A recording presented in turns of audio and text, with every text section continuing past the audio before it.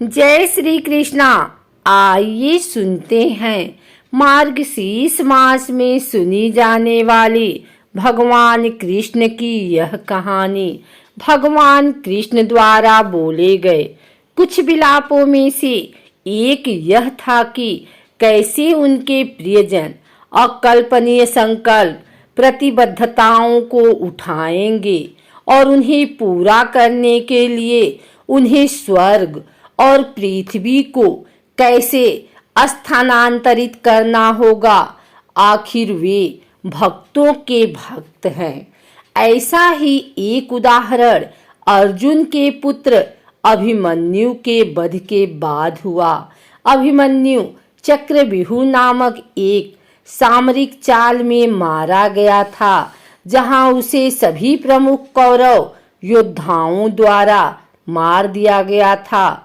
इस कदम के बारे में दुशाला के पति जयद्रथ ने सोचा था, जो 100 कौरव भाइयों की इकलौती बहन थी।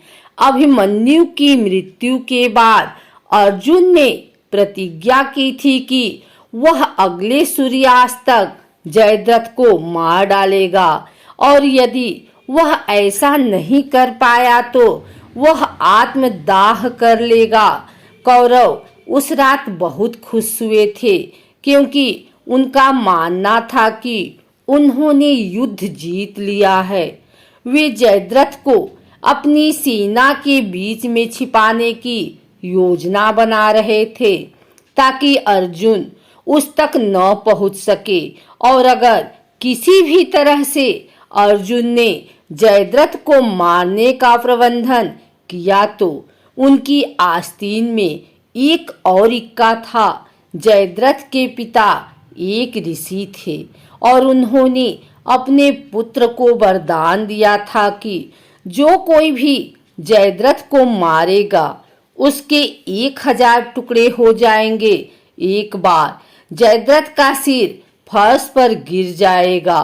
किसी न किसी रूप में अर्जुन की मृत्यु निश्चित थी। इसलिए अगले दिन महाभारत का युद्ध छिड़ गया। अर्जुन ने अपने और जयद्रथ के बीच खड़े सैनिकों को मारने की पूरी कोशिश की। उसने उस दिन सैकड़ों और हजारों सैनिकों को मार डाला, लेकिन वह जयद्रथ को नहीं देख सका। जैसे ही शाम हुई, भगवान कृष्ण, जो धर्म के पक्ष में खड़े थे, अपने सुदर्शन चक्र का उपयोग सूर्य को क्षण भर के लिए छिपाने के लिए किया। कौरवों ने सोचा कि यह सूर्यास्त हो गया है और जश्न मनाने लगे।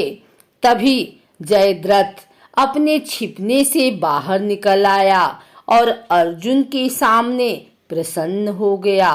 भगवान कृष्ण ने अपना सुदर्शन चक्र वापस ले लिया और सूर्य फिर से चमकने लगा, यह महसूस करते हुए कि अभी सूर्यास्त नहीं हुआ है।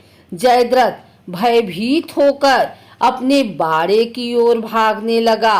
अर्जुन ने तुरंत जयद्रथ को मारने के लिए अपना धनुष उठाया, लेकिन भगवान कृष्ण ने उसका हाथ थाम लिया।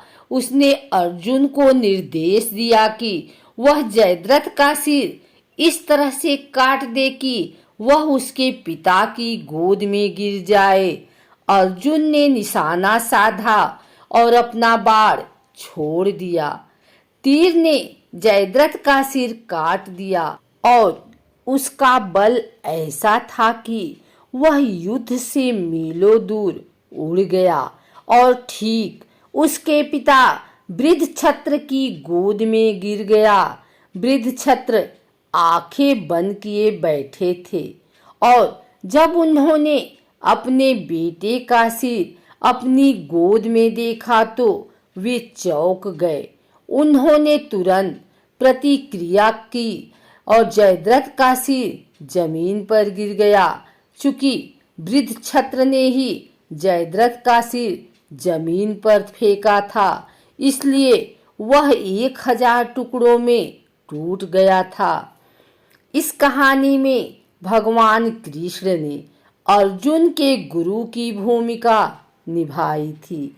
अर्जुन ने जो कार्य किया था वह लगभग असंभव था।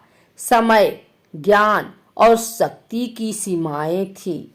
जिन्होंने अर्जुन के शत्रु की रक्षा की थी, लेकिन एक गुरु की तरह भगवान कृष्ण ने अर्जुन को सही सलाह दी थी, जिससे उन्हें न केवल निश्चित मृत्यु से बचने में मदद मिली, बल्कि उनके द्वारा किए गए वचन को भी पूरा किया। हमारे जीवन में भी यह हमारे गुरु का ज्ञान और आशीर्वाद है, जो हमें उन असंभव परिस्थितियों को पार करने में मदद करता है जो भाग्य हमारे सामने लाता है।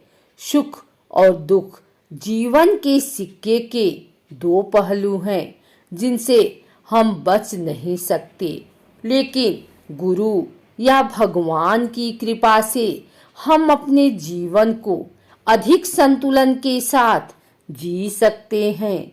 रास्ते में आने वाली ठोकरों से कम प्रभावित होते हैं। कहा जाता है कि कृष्ण का नाम जपने से जीवन से दुख दूर हो जाते हैं और उस व्यक्ति को सुख शांति मिलती है। हिंदू धर्म के दर्शन में हर देवता के साथ कुछ विशेषताएं जुड़ी हुई हैं। जब हम भगवान शिव के बारे में सोचते हैं तो हमारा मन तुरंत ध्यान करने वाले भगवान के शांत दृश्य में चला जाता है। उनके माथे पर अर्धचंद्राकार होता है। जब हम भगवान राम के बारे में सोचते हैं तो हम उनके शील, कर्तव्यपरायणता और धार्मिकता के मुख्य गुणों के बारे में सोचते हैं, और देवी दुर्गा को दिव्य माँ के रूप में देखा जाता है। हालांकि भगवान कृष्ण एक ऐसे देवता हैं जिनके साथ कई गुण जुड़े हुए हैं। वह भगवान हैं जिन्होंने एक शिशु के रूप में राक्षसी पुतना को मार डाला और अपनी माँ यशोदा को पूरे ब्रह्मांड का मुंह दिखाया। वह भी जिसे कुख्यात बच्चे के रूप में याद किया जाता है, जिसने मक्खन चुराया, महान नाग कालिया को हराया, नृत्य किया और गोपियों के साथ मस्ती की, और बाद में कुरुक्षेत्र के युद्ध के मैदान में अर्जुन को अंतिम ज्ञान दिया। शास्त्र कहते हैं कि हर जीव में कुछ न कुछ गुण होते हैं जिनके साथ वह पैदा होता है, और अधिकतम 16 हो सकता है। और ग्रह पर बनने वाले सभी देवताओं में से श्री कृष्ण एकमात्र ऐसे व्यक्ति थे जिनके पास सभी 16 गुण थे, जिससे उन्हें संपूर्ण अवतार पूर्ण अवतार बना दिया गया।